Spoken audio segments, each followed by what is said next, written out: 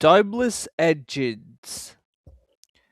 A special train arrived one day, and the fat controller welcomed the passengers.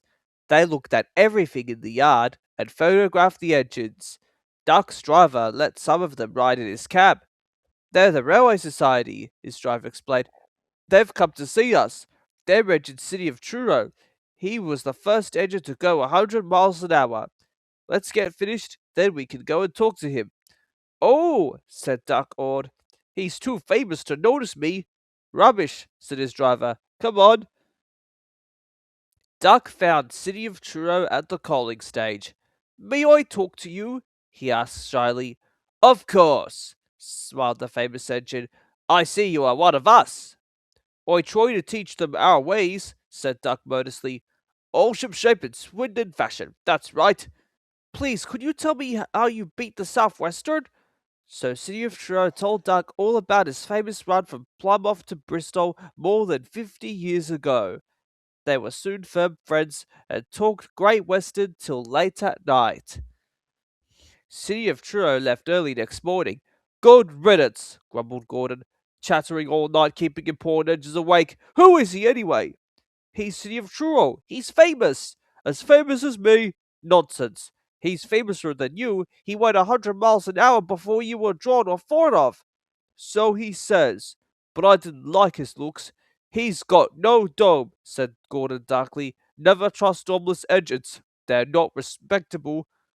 I never boast, Gordon continued mostly, but 100 miles an hour would be easy for me. Goodbye.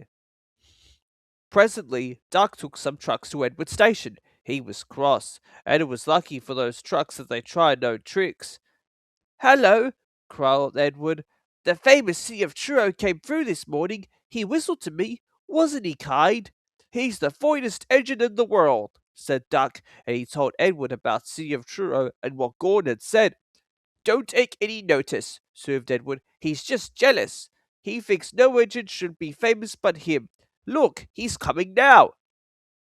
Gordon's boiler seemed to have swallowed larger than ever. He was running very fast. He swayed up and down and from side to side as his wheels pounded the rails. He didn't alter it. He didn't alter it. He panted. His train rocketed past and was gone. Edward chuckled and winked at Duck. Gordon's trying to do a City of Truro, he said. Duck was still cross.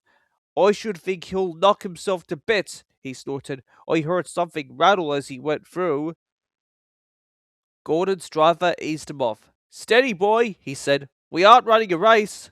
We are, then, said Gordon, but he said to himself. I've never known him ride so roughly before, remarked his driver. His fireman grabbed the brake handle to steady himself. He's giving himself a hammering, and no mistake. Soon Gordon began to feel a little queer. The top of my boiler seems funny, he thought. It's just as if something was loose. I'd better go slower. But by then it was too late. Then they met the wind on the viaduct. It wasn't just a gentle wind, nor was it a hard, steady wind.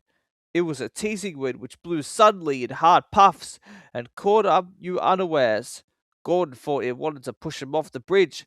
No, you don't, he said firmly, but the wind had other ideas. It curled round his boiler, crept under his loose dome, and lifted it off and away into the valley below. It fell on the rocks with a clang. Gordon was most uncomfortable. He felt cold where his dome wasn't, and besides, people laughed at him as he passed. At the big station, he tried to wheesh them away, but they crowded round no matter what he did. On the way back, he wanted his driver to stop and find his dome, and was very cross when he wouldn't. He hoped the shed would be empty, but all the engines were there waiting. Never trust domeless engines, said a voice. They aren't respectable.